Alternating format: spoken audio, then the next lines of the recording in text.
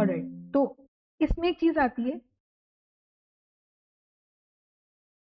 Configuration of amino acid, ठीक है, configuration of amino acid. तो अब सबसे पहली चीज तो ये देखो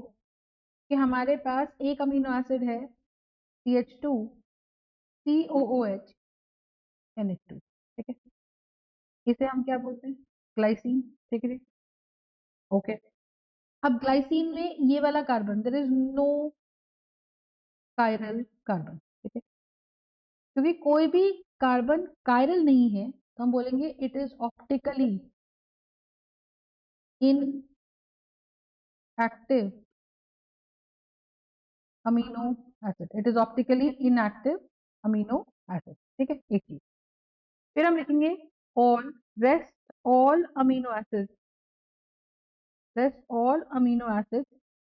आर ऑप्टिकली एक्टिव as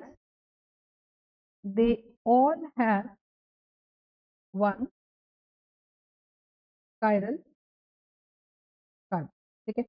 अच्छा, third, there are most of all the amino acids are naturally existing, ठीक है, तो नेचुरली एग्जिस्टिंग अमीनो एसिड्स जो होते हैं, ठीक है, क्या होते हैं, naturally existing amino acids are always having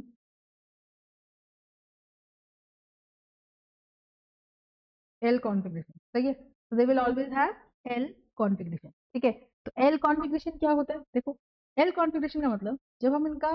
Fisher diagram बनाते हैं, जब हम इनका फिशर डायग्राम बनाते हैं, ठीक है,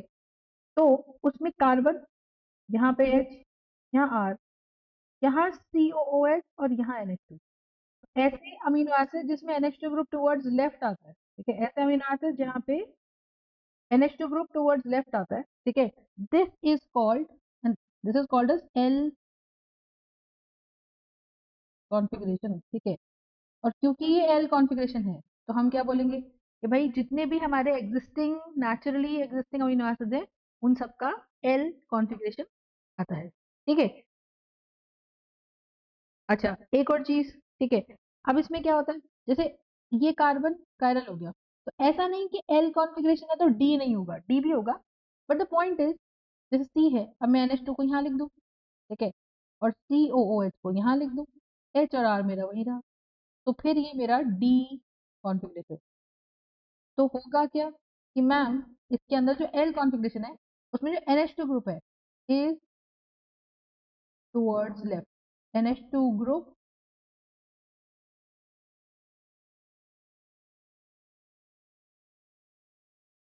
इज टुवर्ड्स, सही बात है, और यहाँ पे क्या होगा, जो NH2 ग्रुप है इज टुवर्ड्स राइट, समझ में आ गई। तो ये मेरा फिशर प्रोजेक्शन है और ये मेरी कॉन्फ़िगरेशन है किसकी, ऑफ अमीनो एसिड, पर जितने भी नेचुरली एग्जिस्टिंग है, नेचुरली existing amino acids जितने भी हैं they all have L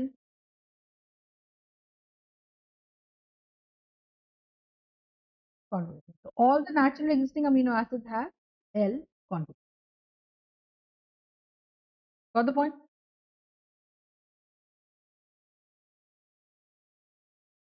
ठीक है, तो all of them will have L configuration in their Fischer diagram, ठीक है। तो ये चीज अपने को बहुत अच्छे से पता होना चाहिए कि L क्या है और